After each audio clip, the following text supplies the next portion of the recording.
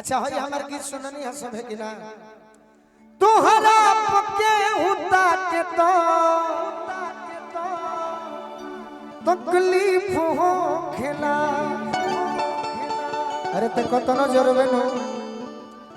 हमें ही गा गा के मोहटिया के आगे निकल जाए। राजा जी के कोरवा 2 के पहले हई ले ले यो तो भुलवाइए दे लोग की का गावे के सोचनिया हुड़का पिया प्रदेश में बाड़ो अब कुछ मिलल तो तनी मन लगाओ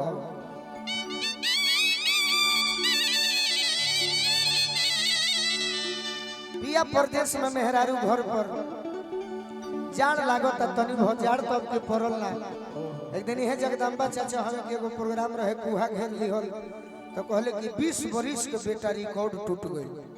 अब की जाए तो ठीक बा कि मरला ना 26 बार ना हो कह के उम्र बढ़ा के 25 तक देख लेनी तारे के ना अभी हम 35-40 बरिस तक तारे के देखो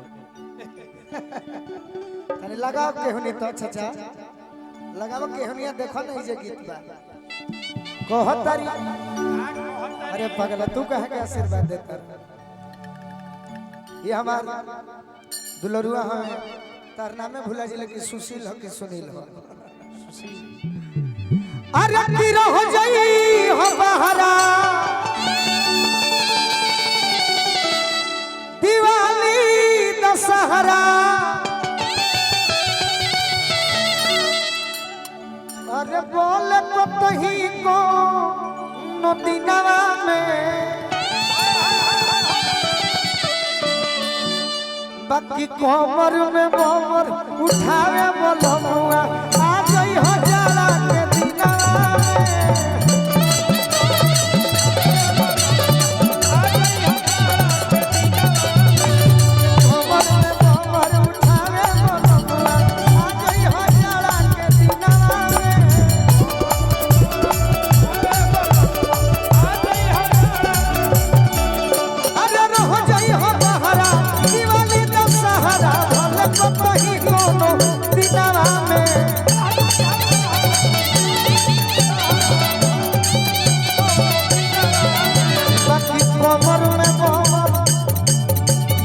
कमर में मोमर उठावे बोलमुआ आ गई हो जाला के दिनवा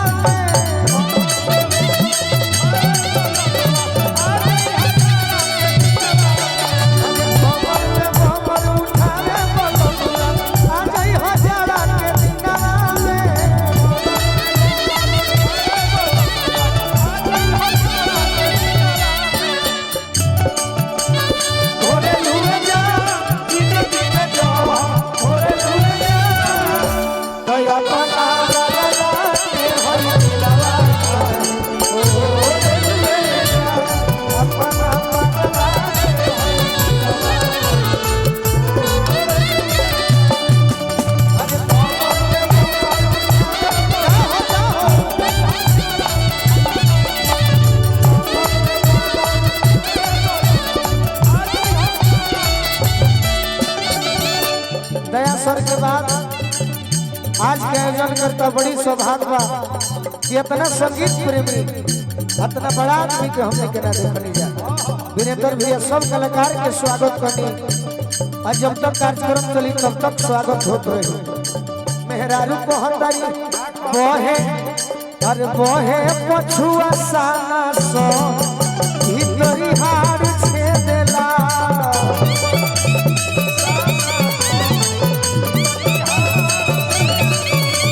अते हमें लेला डोलो डोली नस नस में भेला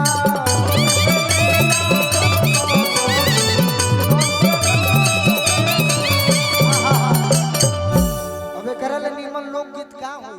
अतना साफ सुथरा एहू ले निमन कहे के होई त कहा जाई ढेर बा ढेरी बाकी इतना काफी बा कि देह में लेला डोलो डोली नस नस में भेला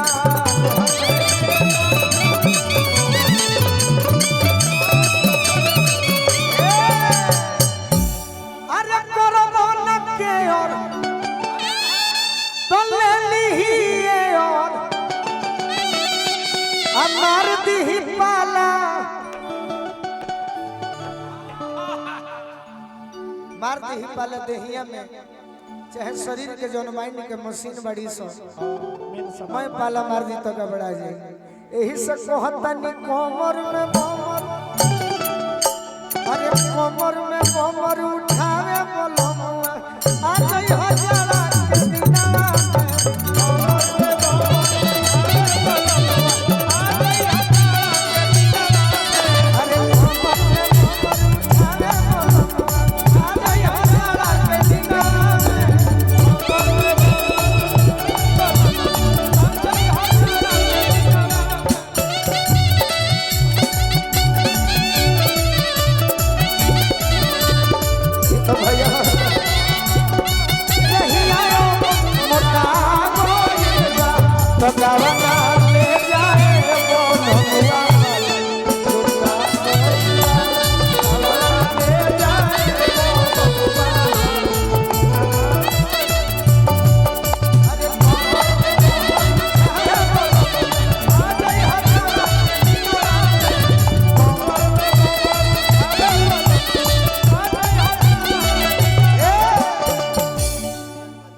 भैया कहते तो भैया के बात मानल जी बिकी भैया के माइक देव ओकरा बाद काम कोई जेब का मन नहीं रहे तो मजबूरी हो परिवार हो अब परिवार समाज खातिर तो जानो चल जाए हां जाड़ भागावे के उपाय तरीती कवा जाने ले तू भौजी नहीं खु जाना कि जबले टमरी में टगरी में रोल ना हो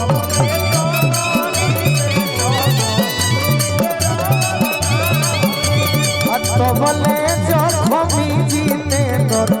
चार भगल ना होई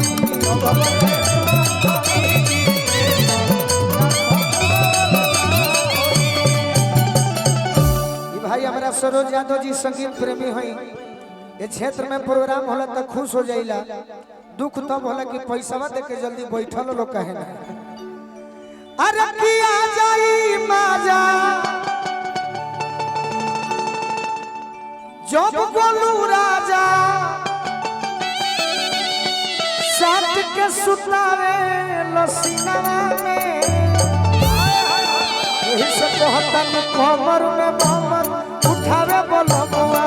आ गई हजारा के बिना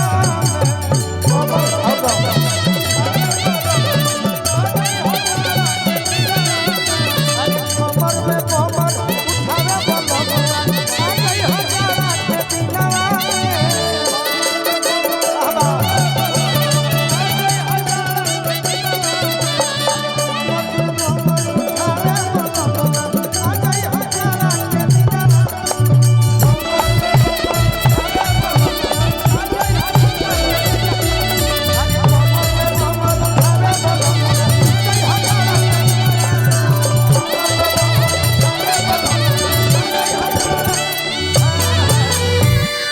भाई हम विकी तिवारी जी के माइक